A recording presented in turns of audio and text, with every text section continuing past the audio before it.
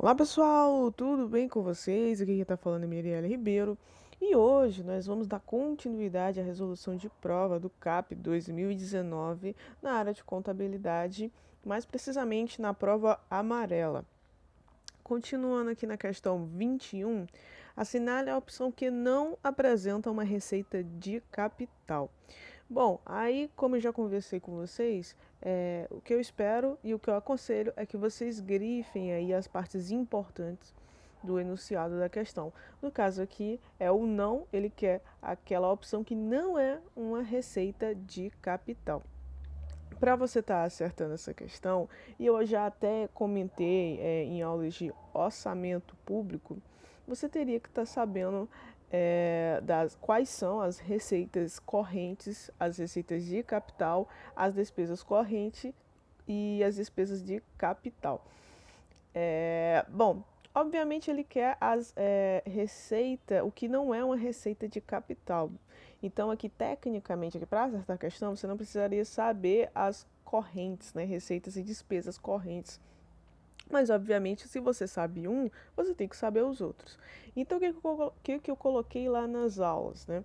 Que as receitas correntes, eu coloquei uma frasezinha para decorar, que é o tributa, compaz, transou. As de capital, eu coloquei o opera ali, amor, transou. As despesas correntes, eu coloquei o perjurou. E as despesas de capital, eu coloquei o amor em inverso.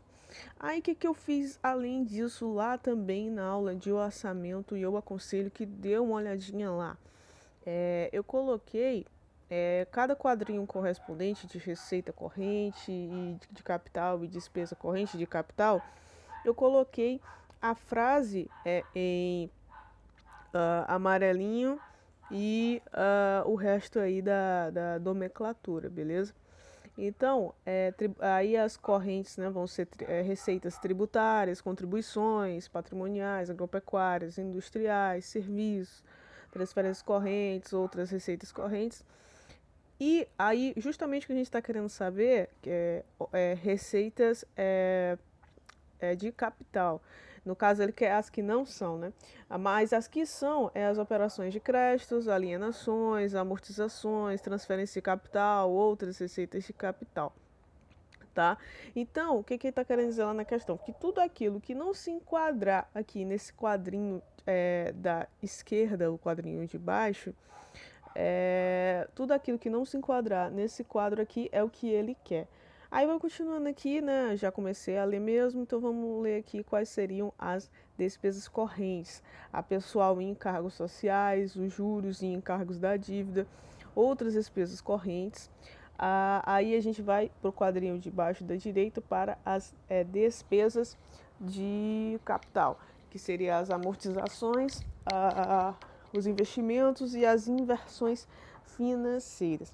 Então, olha só, tudo aquilo que não se enquadrar no quadrinho de baixo da esquerda é aquilo que a questão estaria nos solicitando, beleza? Então vamos lá. Eu até peguei aqui, se você soubesse a frase das receitas financeiras, você também conseguiria estar sabendo aí, conseguindo aí acertar a questão. Olha só, se você ver, ó, começa aqui por B, né? Opera, aí o ali, que é o que a letra E, aí amor, a letra A, e o trans lá na letra D. E aí, o que não era aí é uma receita de capital, eram os investimentos, porque como a gente consegue ver aqui no quadro anterior, os investimentos eles são despesas de capital, como está aí no quadrinho da direita, o quadrinho de baixo, tudo bem? Então, esse aí seria o nosso item, beleza? Seria aí a letra C, porque era o único que não se enquadrava numa receita de capital. Bom, questão 22. A produção conjunta pode ser definida como o fenômeno do aparecimento de diversos produtos, ditos produtos conjuntos, a partir de uma mesma matéria-prima.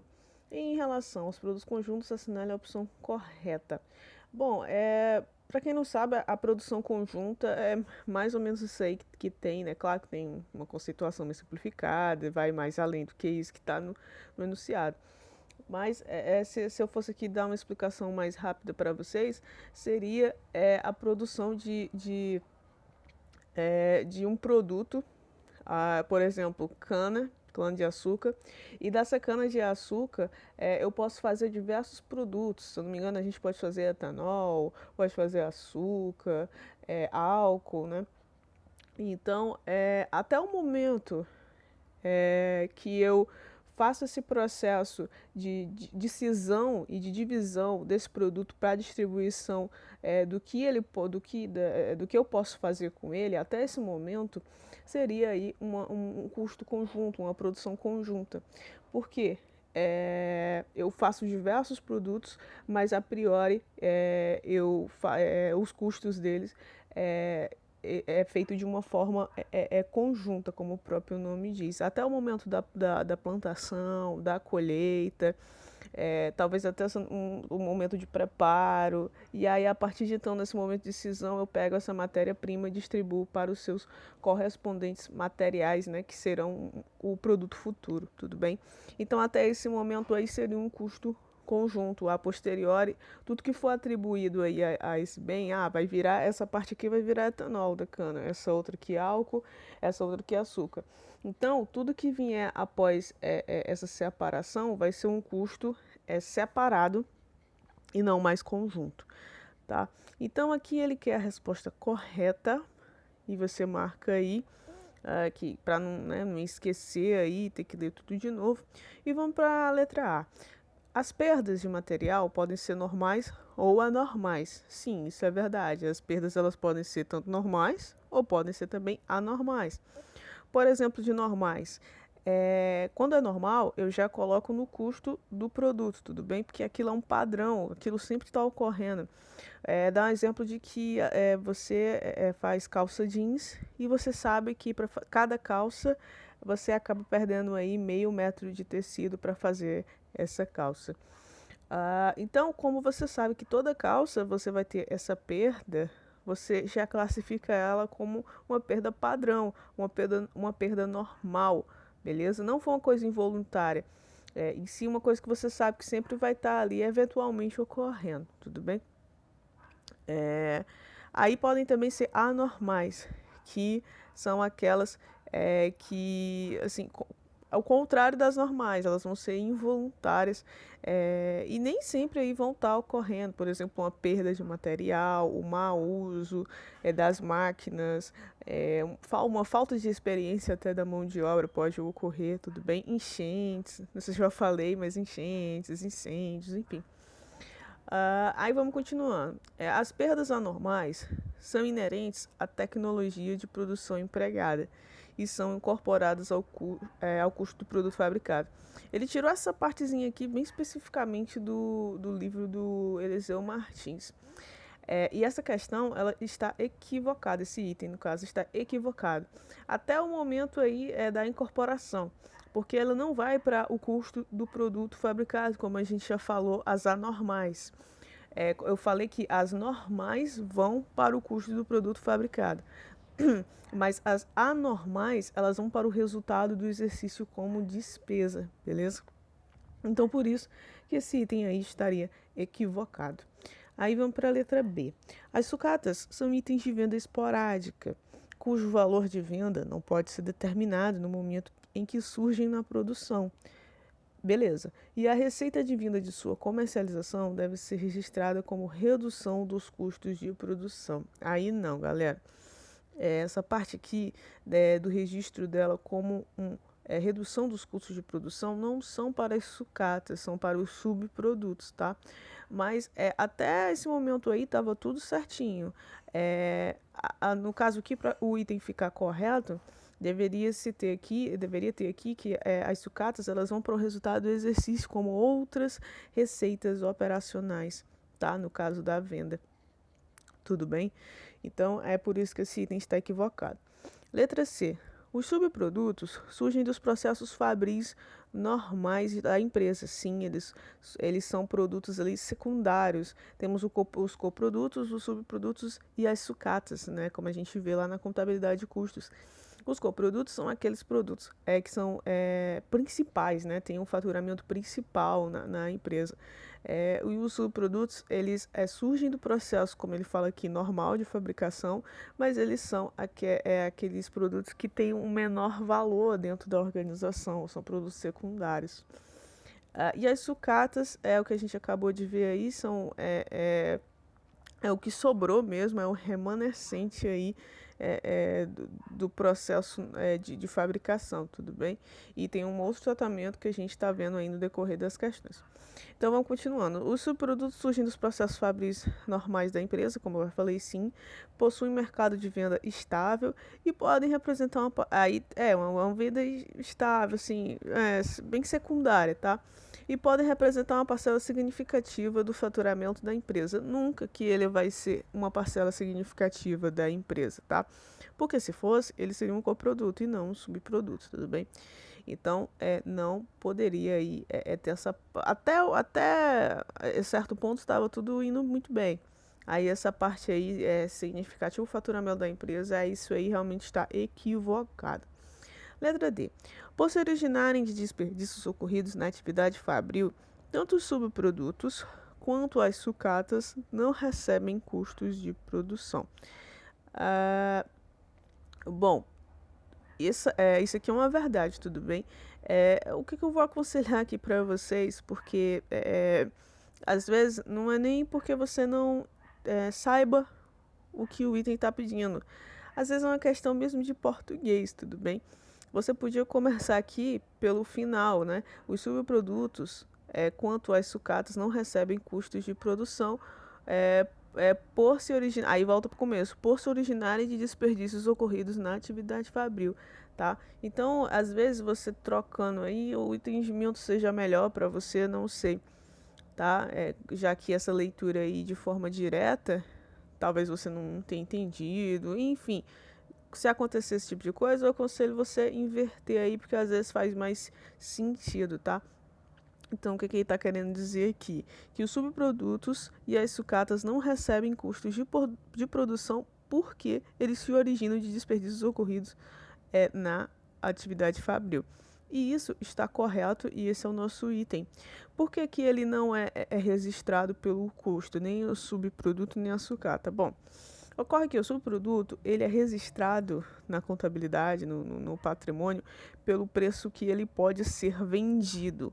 E aí, o Eliseu Martins, ele até aconselha criar um estoque de subprodutos dentro do ativo para posteriormente dar baixa desse subproduto, né, na venda, dar baixa desse valor nos coprodutos, porque é o seguinte: quando a gente vende subprodutos, a gente tira o valor de venda dele do custo como um custo ai meu Deus, quase sai, dos coprodutos. Então você pega o valor da venda dele e diminui do custo desses produtos principais, tá? É isso que ocorre. E aí eu vou explicar já já essa parte de estoque, enfim, para subproduto. E quando ocorre a venda, esse valor diminui o custo do coproduto. É isso mesmo aí que eu acabei de falar. Aí o que acontece com a sucata? A sucata ela só aparece na DRE, ela não vai levar um custo também de produção, porque ela nem vai para o patrimônio a priori, tá? Ela só entra no patrimônio através da DRE, tudo bem? E isso somente quando ocorrer a venda. E eu vou registrar como outras receitas operacionais, beleza? Então, nenhum dos dois realmente relevam custos de produção, tá? Um subproduto, ele vai levar o preço de venda. E a sucata, ele não vai, a priori, receber nenhum valor, somente na sua venda, beleza? Aí, o que ocorre? Lembra que eu falei que eu ia explicar aqui essa história de estoque para subproduto? Então, o que acontece aqui? O Elisão Martins ele disse que seria interessante você criar um estoque para subprodutos. Por quê? Porque a intenção aqui do subproduto é você vendê-lo e esse valor de venda você conseguir diminuir o custo de produção, tudo bem? Porque ele não é um desperdício ocorrido na atividade fabril. Então, como ele é um produto secundário de venda estável, ele pega o valor dele e retira do custo de produção do produto principal. Aí o que, que ele faz? Para você acabar não fazendo isso num período futuro, digamos, eu não vendi subproduto, nenhum subproduto esse ano, então eu vou retirar o valor dele do custo de produção do exercício que eu vendi ele, por exemplo, o exercício de 2021, entendeu? Para isso não ocorrer, e gerar diversas divergências, ele pede para criar um estoque de subprodutos e aí você vai debitar o valor, né, lá em estoque de subprodutos e creditar lá no custo de produção do produto principal. Ou seja, ele já está tirando aqui o valor da venda dos subprodutos no produto original, mesmo ele nem tendo vendido o subproduto, porque esse registro a priori era para ser feito na venda do subproduto, tudo bem? Mas ele já pega e faz aqui por competência para não ocorrer essas divergências que eu acabei de ficar retirando valores dos períodos posteriores, tá? Das produções posteriores, tudo bem? Então ele já faz aqui por competência essa contabilização aqui como se fosse o direito, né? De debita aí o estoque de subprodutos para deixar lá o direito de dar dano baixa à medida que for vendendo. E ele já retira aí esse valor do custo do subproduto, o custo não, do preço de venda, né? Que ele é avaliado pelo preço de venda, já tira lá do custo do produto principal, que é o coproduto, tá? E aí, à medida que se vende o subproduto, eu vou colocando esse recurso lá no caixa e vou creditando aquela conta de direito, que é estoques de subprodutos, beleza? E aí, o que acontece se caso eu vender esse subproduto por um preço maior do que o esperado, né? Do que o valor contábil que eu coloquei? Eu registro a uma conta de resultado de receita. E caso for menor do que esse valor contábil que eu registrei, que é o valor contábil pelo preço de venda, eu coloco aí como uma despesa, tudo bem? Lá no resultado. Aí vamos aqui para letra E para ver se ela realmente está equivocada. As receitas obtidas com a comercialização de subprodutos devem ser registradas como outras receitas operacionais. Como a gente acabou de ver, os subprodutos eles não vão aí somente entrar na DRE, eles vão, a gente acabou de ver que eles vão ser colocados aí num estoque separado e vão ser avaliados aí pelo preço de venda, beleza? E vão ser, o valor da venda vai ser retirado no custo do produto principal, beleza? Então, a sucata é que vai para outras receitas operacionais, e é por isso que esse item está equivocado. Então, vamos para a questão 23. Calcule a mediana da sequência, e aí ele dá diversos números aí, e assinale a opção correta. E aí, como eu já falei, né, vocês vão ter aí que grifar aí no enunciado que é a resposta correta, que ele quer a mediana, tudo bem? Aí, o que eu vou aconselhar aqui para vocês, para estar acertando essa questão de estatística? Quando você vê, assim, diversos números embaralhados, a primeira coisa que você vai ter que observar é se esses números estão em ordem crescente, tudo bem?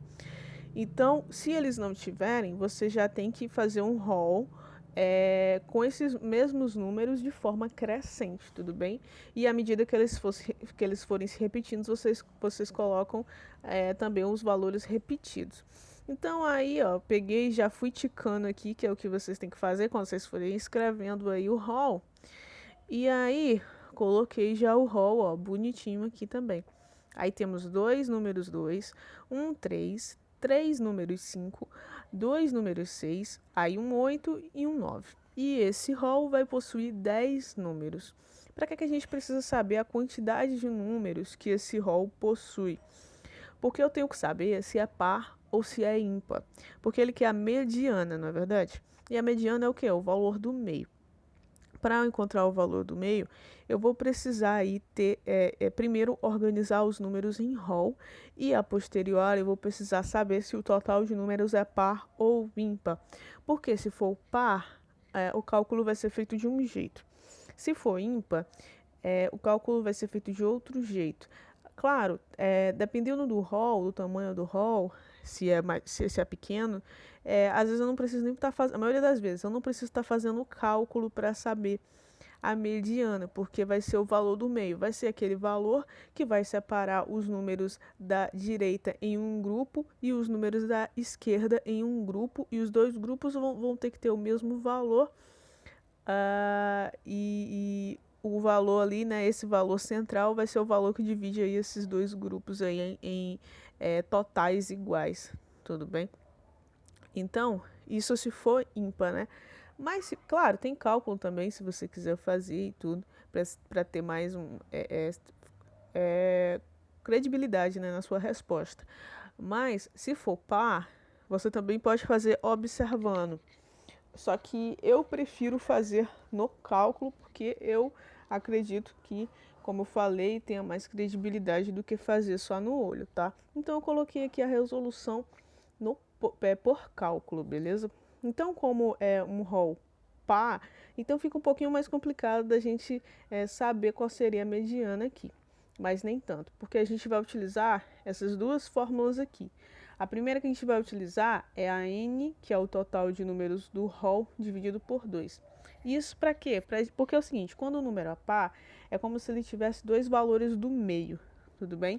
Então eu tenho que encontrar esses dois valores do meio, fazer a média entre eles e achar o único número do meio, que seria a mediana. Então, para achar o primeiro valor do meio, eu vou pegar essa primeira fórmula, n dividido por 2. N aqui é o total de números, que é 10, como eu já falei, dividido por 2, que é da fórmula, dá 5. Só que esse 5 não é o 5 que eu vou lá olhar no rol, é o 5 da quinta posição do rol. Então, se eu contar aí as posições dos números, eu vou ver que esse 5 aqui que eu circulei, ele vai ser o 5 que está na quinta posição e você pode contar aí. Agora ocorre que, não se confunda, só porque deu o número 5 na quinta posição, é o número 5 do rol, tudo bem? Podia dar aqui sexta, sétima posição e poderia ser o número 5 também, beleza? Então não confunda que aqui nessa fórmula dá o número que você quer do rol. Não, o que dá nessa fórmula é a posição da mediana, beleza? Então esse aqui seria o primeiro valor do meio. Aí temos que procurar o segundo para fazer a média dos dois valores do meio. No caso aqui, para encontrar o segundo valor, eu pego essa outra fórmula e aplico aí n é 10 mais 2 da fórmula, dividido por 2 da fórmula, fazendo essa conta dá 6. 6 o quê? Sexta posição, beleza? Não é o número 6, é a sexta posição. E se a gente for ver aí qual é a sexta posição, é também o número 5, o último número 5 desse rol, beleza? Sabendo desses valores, o que eu faço? Justamente o que eu falei, faço uma média deles dois para saber qual é a mediana. Pego esses dois 5, que são os dois valores do meio, e divido por 2, que vai dar o número 5. E esse 5 sim vai ser a nossa mediana. Então, a resposta correta aqui seria a letra C, beleza? Bom, próxima questão, questão 24. Créditos adicionais classificam-se em. Aí aqui, você nem precisaria estar sabendo o que significa, né, as modalidades de créditos adicionais. Você precisaria saber quais são os existentes. Então, vamos aí vendo item por item e ver aí qual que se encaixa aí na nossa questão aí correta. Suplementares? Sim, os suplementares existem. Suplementares, eles vão ser aqueles créditos adicionais que já vão estar previstos no orçamento. Eles servem para dar um suporte, né, um suplemento para a dotação. Imagina que eu faço aqui um orçamento de uma obra, coloco na LOA, beleza. Só que eu coloco aí um crédito suplementar por exemplo, sei lá, de X%, justamente para evitar que aquela obra fique incompleta, né? E aí eu já, tipo, é como se eu já previsse que podem ocorrer aí discrepâncias no orçamento e eu precise de mais dotação para poder finalizar aquela obra, aquele serviço, tudo bem? Então é para suplementar uma dotação já existente, beleza? De uma obra, de um serviço qualquer. E aí eu já coloco como uma previsão aí do que possa estar ocorrendo e eu não e eu acabe aí não entregando essa obra, esse serviço, e aí eu já coloco esse valor aí para estar suplementando essa dotação que já existia. Então esse aí é o crédito adicional suplementar e ele sim, ele existe, tá? O próximo item da orçamentários. Orçamentários não é um crédito adicional, tá? E especiais, especiais sim, é um crédito adicional, é aquele crédito que é dado por uma insuficiência de dotação. Eu não sabia que ia precisar daquela dotação. E aí eu crio ela nem tá na LOA, tudo bem? Porque eu nem imaginava, o gestor público nem imaginava que ia precisar. Então, ele já toma esse recurso aí por conta de uma insuficiência de dotação, beleza? A letra B aí, então, na A, o único item correto seria esse aí que eu marquei. O B, orçamentários? Não, esse aqui não existe. Extraordinários? Sim, extraordinários existem. E são aqueles créditos que também é por uma insuficiência de dotação e também o gestor público não sabia que aquele ocorrido ia existir e ia ter essa necessidade de ter um crédito aí extraordinário, ou recursos, né, no caso. Então, ele é solicitado naquele momento de urgência do país, no momento de calamidade pública, como a gente está vivendo agora, ou estado de sítio, tudo bem? Então, ele existe sim, esse item aqui, na parte de extraordinários estaria correto e especiais também, como a gente acabou de observar. Esse item estaria, a B, estaria incorreta porque ele trouxe aqui orçamentários e isso aqui não existe, tá? Como crédito adicional. C, suplementares, a gente já viu que sim. Especiais, sim também. Extraordinários, sim também. Esse aqui seria o nosso item, beleza? Vamos para os outros para ver se eles realmente estão aí equivocados. Suplementares, sim. Orçamentários, não. Realmente esse item aqui não está correto. E extra-orçamentários, bom, olha só o que a questão podia ter feito com vocês aqui. Uma pegadinha, né? A questão, ela poderia ter botado dois itens iguais à letra C, só que ao invés de colocar extraordinários, colocar extra-orçamentários. E aí, se você não tivesse atento, você poderia estar marcando a alternativa equivocada, tá? Então, isso poderia ter ocorrido, tá? Eu falo isso porque eu já me deparei com uma questão desse jeito, beleza? Então, não é extra-orçamento, é extraordinário, beleza? Então, esse item também está equivocado aqui, letra D. O item é orçamentários, não. Extra-orçamentários também não. E especiais, aí sim, especiais, esse aqui existe. Mas o item está incorreto por conta dos outros. Então, letra C aí. Aí eu coloquei um slide da aula que tá aí, se eu não me engano, de orçamento público. As primeiras aulas aí eu coloquei esse quadrinho porque eu já falei lá de créditos adicionais. E aí, toda aquela conceituação que eu falei aqui, ela vai estar lá, tá? Nessa aula. Então, aconselho que vocês deem uma olhadinha aí e coloquei esse quadrinho aqui para reforçar o conhecimento de vocês, tá bom?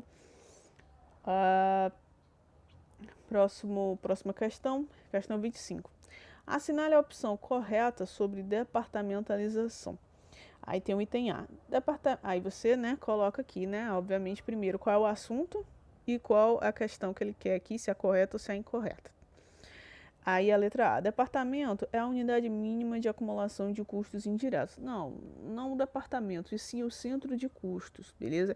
O departamento é meramente a divisão das áreas dentro de uma empresa. Não necessariamente cada departamento vai ser uma unidade mínima de acumulação de custos indiretos, porque os departamentos, eles nem todos se referem à produção, beleza?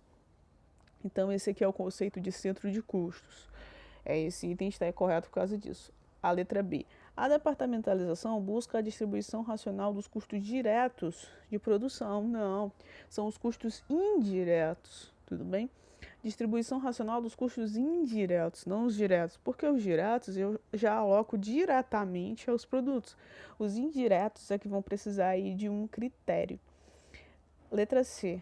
Cada departamento deve possuir apenas um centro de custos associado. Aqui a questão ficou equivocada porque ele colocou apenas, tá? Ah, mas toda vez que tiver apenas o item vai estar incorreto? Nem sempre, tudo bem? Aqui ficou incorreto porque pode existir mais de um centro de custos dentro de um mesmo departamento. Claro, não é sempre que ocorre, tudo bem? Não é um padrão. O padrão é ter um centro de custos para cada departamento, como o próprio Eliseu Martins aí vem falando aqui no seu livro. Mas pode sim ocorrer de ter mais de um centro de custos. Então esse apenas aí deixou o item equivocado.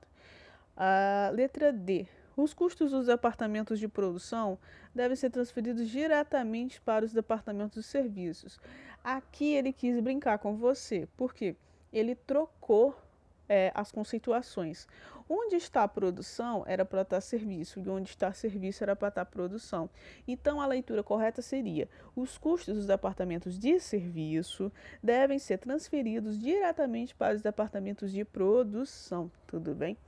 Então, ele só trocou aí, inverteu as conceituações. Letra E. Os departamentos de serviços não têm seus custos apropriados aos produtos. Sim, é verdade, pois não os recebem fisicamente. Sim, é verdade também.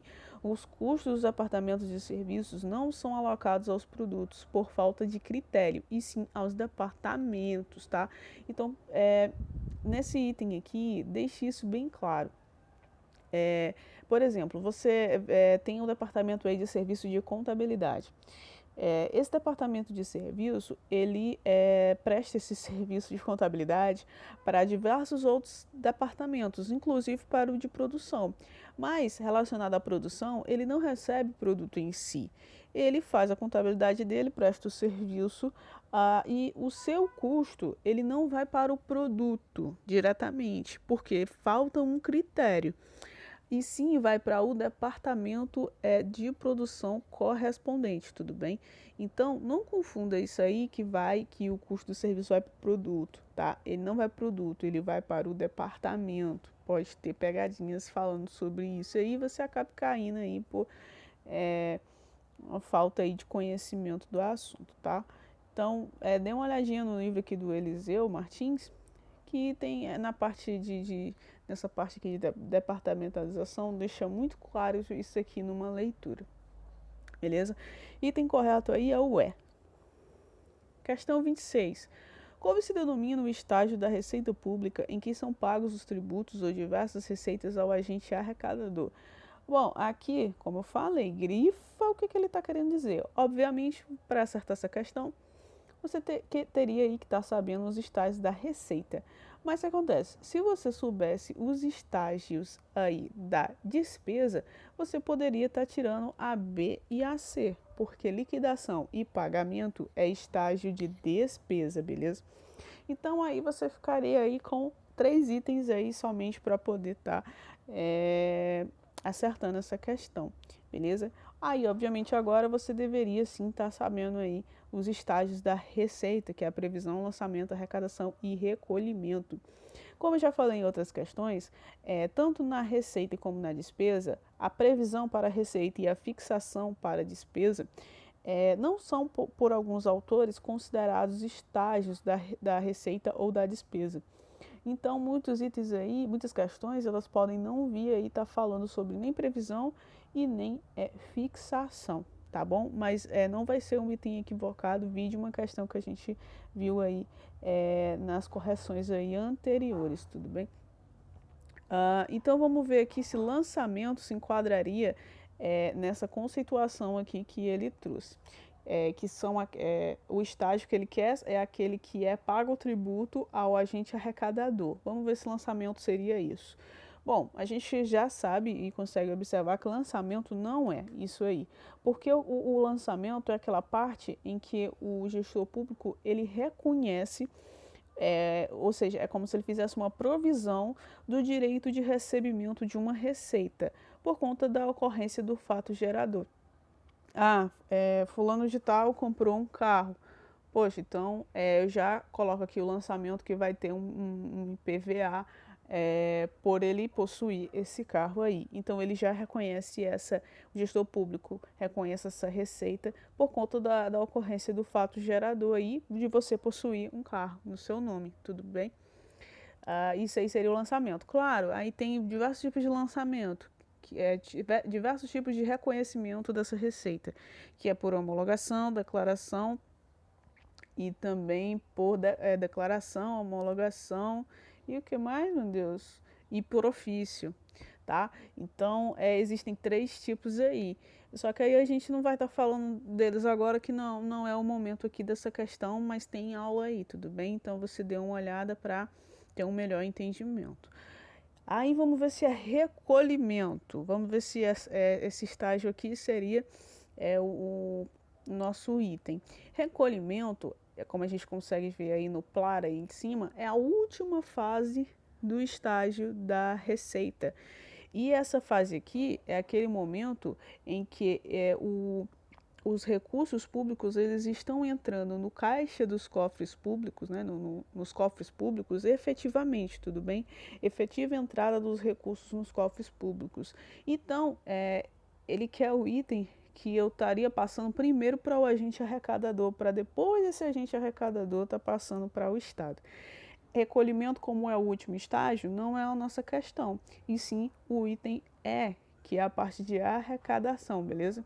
É sim aquele momento em que eu estou passando para o agente arrecadador, ou seja, por exemplo, você vai na lotérica para pagar na Caixa, no Banco do Brasil. Esses terceiros eles são autorizados a estarem recebendo aí, fazendo a arrecadação desse pagamento e posteriormente estarem repassando para o Estado e isso ocorre na fase de recolhimento, essa efetiva entrada nos cofres públicos. Mas no momento que você está pagando para esses terceiros, é o momento da arrecadação, tudo bem? Então aí o item correto é o item E. Questão 27. Acerca da teoria das contas, é correto afirmar que item A. A teoria patrimonialista defende a divisão do passivo total em passivo exigível e passivo não exigível. Bom, a gente bem sabe, aí você, né, tica aí, teoria das contas e que é o item correto. Bom, a gente bem sabe que o passivo total é o passivo exigível, que é o passivo circulante e o passivo não circulante. A teoria patrimonialista é aquela que a gente mais conhece, aquela que divide o ativo, passivo e PL, tudo certinho. E dentro do passivo total, que é o passivo circulante ou não circulante, não tem o passivo não exigível. E o que é o passivo não exigível? O passivo não exigível é o PL, tudo bem? Então, esse item aqui está equivocado por conta de estar colocando aí dentro do passivo total o passivo não exigível, ou seja, o PL. De acordo com a teoria patrimonialista, está tudo divididozinho do jeito que a gente conhece, porque é a teoria que a gente mais segue, ativo, passivo e PL, tudo separado, tá? Então, esse item aqui está equivocado. Segundo a teoria materialística, a conta duplicatas a pagar pode ser classificada como diferencial. Aqui você teria que saber como a teoria classifica as contas. Ela classifica com as contas diferenciais e com as contas integrais. As contas diferenciais vão ser o PL, receita e despesa. E as integrais vão ser o ativo e o passivo. Além de você saber isso, você teria que estar sabendo se duplicatas a pagar é um ativo, um passivo, um PL. A gente bem sabe que duplicatas a pagar é um passivo. Então, sabendo que é um passivo, eu só teria que saber agora se ele é uma conta diferencial ou uma conta integral. E é uma conta integral, tá? Então, ele colocou aqui seria diferencial e esse item está equivocado por causa disso. Vamos para o C. Segundo a teoria personalística, a situação líquida representa uma conta do próprio proprietário. Bom, aí você teria que saber, de acordo com a teoria personalística, qual a classificação que ela dá para as contas. Ele classifica as contas em correspondentes, os agentes correspondentes, que são os direitos e obrigações, os agentes consignatários, que são os bens, e as contas dos proprietários, que é o PL, receita e despesa. E ele fala que o PL é uma conta do proprietário, e isso está correto, esse item está correto. Vamos para a letra D para ver se realmente está equivocada. Que ele quer a correta, então a gente já achou. Segundo a teoria personalística, a mesma teoria. As receitas constituem contas dos agentes consignatários. Mentira! A gente acabou de ver aqui que os agentes consignatários somente os bens, são somente os bens. Tudo bem? Então, as receitas estariam nas contas dos proprietários. Item E. A teoria patrimonialista divide as contas em integrais e diferenciais. Não é a teoria patrimonialista, é a teoria materialista, né? Materialística, tudo bem? Como a gente viu aí no item B, beleza? Então, esse item também, o E, está equivocado. A questão correta aqui, letra C. Questão 28. Assinale as seguintes afirmativas acerca de contabilidade e assinale a opção correta. Aqui, gente, para você estar acertando esse item, bom, você teria que, a priori, você teria que estar sabendo um básico de contabilidade, tudo bem? O que a gente começa estudando em contabilidade básica. Não tinha um mistério, ao menos no item primeiro e no item segundo, para você estar acertando a questão. O que poderia estar ocorrendo aqui é você estar errando por conta do item 3, tá? E esse item 3 é o mais chatinho aqui, tá bom? Então, vamos primeiro no item 1. A contabilidade é a ciência que estuda o patrimônio? Sim, é o objeto dela. Do ponto de vista econômico e financeiro? Sim, também. A gente vê que a DRE, né, é um pouco mais econômica e aí o balanço teria esse lado mais financeiro. Item 2. A contabilidade estuda os princípios sim, estuda princípios e as técnicas necessárias ao controle. Sim, a gente foca muito no controle. A exposição e a análise dos elementos patrimoniais e suas modificações, que seriam as alterações que ocorrem no patrimônio. Sim, também. A contabilidade estuda tudo isso. Quem já vem estudando contabilidade sabe que esses dois itens aqui estão em consonância e está tudo corretinho. Aí com isso não, você poderia ir ticando aí alguns itens, tá? Mas o que acontece aqui no item 3? Ele uma conceituação assim muito abrangente, tá? Quando eu fui dar uma pesquisada, é uma conceituação que tem muito por aí, a galera dá muito essa conceituação para estar denominando contabilidade. Então eles dizem que a contabilidade é a ciência que estuda e pratica as funções de orientação de controle e de registros relativas à administração econômica, como eu já até deixei escapar aí sem querer, e não a financeira, tudo bem? Aí, como é que você ia estar acertando esse item aqui? Porque é muito fácil você estar errando, né, essa questão aqui por conta desse detalhe. Então, você teria que primeiro que estar conhecendo aqui essa conceituação que surgiu no primeiro congresso de contabilidade, que foi lá em 1924, tudo bem? Então, por conta disso aí, você poderia estar errando o item correto aí, a alternativa B, que tem o item aí 1 e 2, beleza? Esse aqui é o único item aí que ficou a desejar, que você realmente tinha que estar sempre vendo aí as conceituações sobre contabilidade para estar acertando, beleza? Administração econômica e não financeira. A questão 29. Em 1º de 2017, a companhia logística Alva contratou um seguro contra incêndio para o seu galpão junto à companhia seguradora Beta. A cobertura do seguro era de 12 meses, abrangendo o período de 1/4/2017 a 31/3/2018. O valor total do contrato foi de 180 mil e foi pago à vista em 1º/3/2017. Considerando que a companhia logística Alfa adota o regime de competência, assinale a opção que apresenta os lançamentos efetuados respectivamente na DRE, que é o resultado do exercício, e no balanço patrimonial em 31/12/2017. Questão bem extensa, né? Então, você tem que grifar aqui, pode usar sua caneta aqui à vontade, porque você tem que ticar as partes mais importantes dessa questão. Para mim, a priori, a parte mais importante seriam as datas. Primeiramente, a primeira data, né, a data da cobertura, que é de 1º de abril de 2017, e de um outro modo, que seria também interessante que você está ticando, na minha opinião, seria a data que ele pede para fazer o lançamento, qual a data do lançamento, que é o dia 31/12/2017. Sabendo disso, o que você vai observar? Que no 31/12/2017 fazem 9 meses de utilização do seguro, beleza? Então, esses 9 meses de utilização são importantes para estar fazendo o cálculo aí, tanto da DRE como do balanço, tá? Outra dica que eu estaria dando aqui para vocês, para estar acertando essa questão, era de saber que na DRE eu vou colocar somente o valor do seguro que já foi utilizado.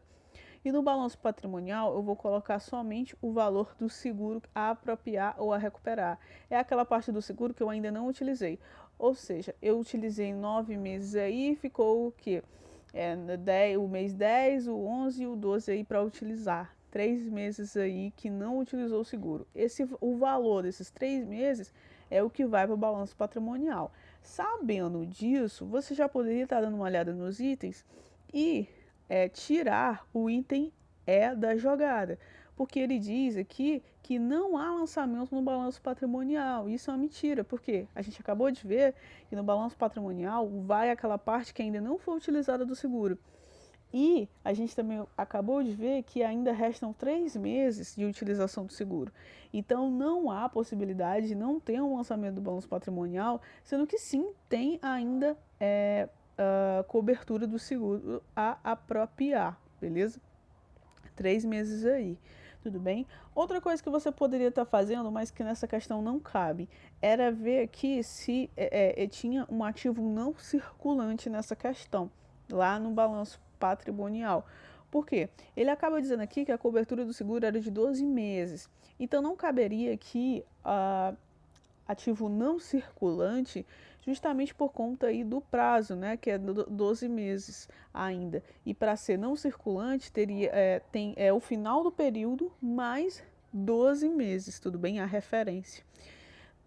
Então, o item aqui, a questão, ela não trouxe nenhum item que tivesse não circulante, mas estou alertando aqui porque ela podia aqui estar, né, trazendo algo do tipo aqui para estar deixando vocês confusos, tá? Então, essas duas coisas que vocês tinham que estar sabendo aí. Sabendo disso, a gente já pode fazer os cálculos, tá?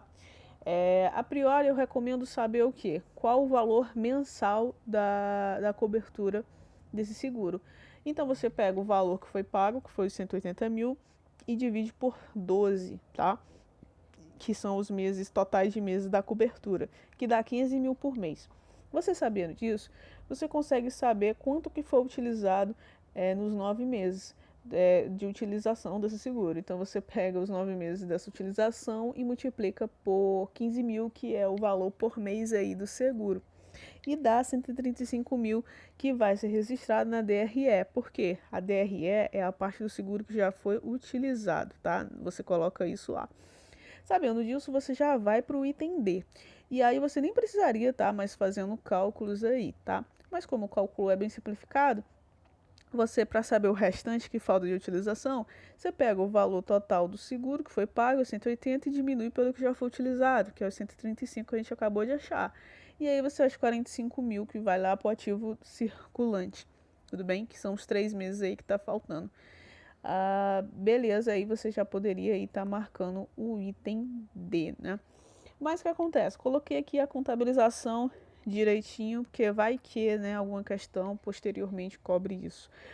Então, primeiro eu teria que apropriar a apólice, que eu colocaria o direito de recebimento dela total lá nos seguros a apropriar. E no caso aqui, ele já pagou o seguro à vista, então eu tirei diretamente ou do caixa ou do banco 180 mil.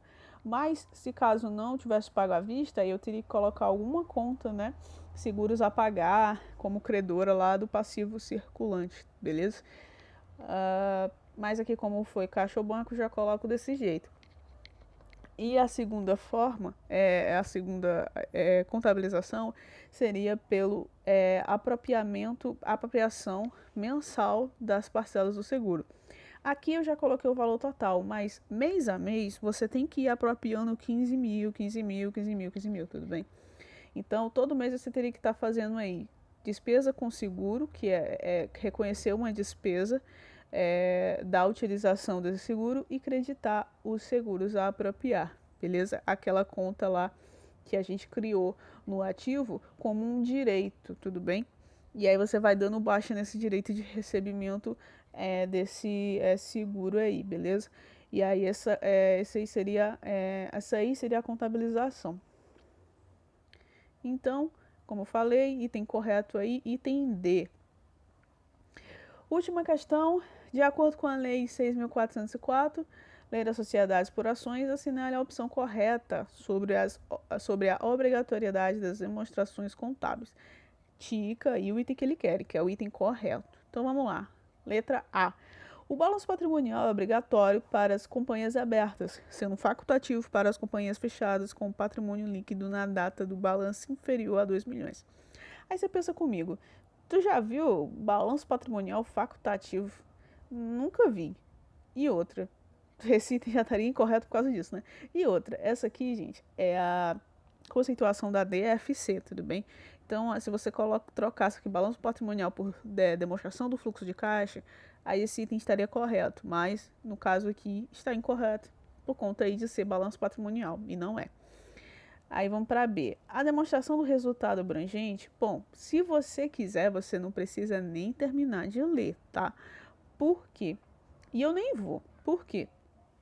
Porque a demonstração do resultado abrangente é CPC 26. E aqui na questão, no enunciado, ele fala de acordo com a 6.404, tá? Então, o que você faria? Você já tiraria essa questão e tiraria também a letra C, porque ela também fala aqui, como você consegue observar, de demonstração do resultado abrangente, tudo bem? Então, esses dois itens aqui são CPC 26, obrigatoriedade de acordo com esse CPC. Então, você pode ticar aí esses dois itens, beleza? Sem medo de ser feliz. Vamos poder. A demonstração dos fluxos de caixa do período é facultativa para companhias abertas com patrimônio líquido na data do balanço inferior a 2 milhões. Esse item estaria muito bonito e muito bem correto se ele não falasse aqui que são as companhias abertas, porque isso aqui se aplica às companhias fechadas, beleza? Nosso item correto aqui é a letra E. A demonstração de lucros ou prejuízos acumulados, que é a DLPA, pode ser incluída na DMPL, que é a demonstração das mutações do patrimônio líquido, se essa demonstração foi elaborada e publicada pela companhia. Assim, caso você publique a DMPL, você não precisa publicar a DLPA. Por quê? Porque a DLPA fala sobre lucros ou prejuízos e a DMPL fala sobre mutações do patrimônio. Você concorda comigo que lucros ou prejuízos é uma das mutações do patrimônio? Então, tecnicamente, sem você estar percebendo, você acaba colocando tudo que está na DLPA na DMPL. Então, por isso que se você publica a DMPL, não precisaria você estar publicando a DLPA, beleza? Então, esse item aqui está sim correto. Bom, aqui estão as referências, aconselho vocês darem uma olhada e peço novamente que vocês deixem um like, aquele like que só você pode dar e que sim faz diferença para mim, tá? E que vocês também se inscrevam no canal, tá bom? Agradeço de coração, até a próxima, tchau, tchau.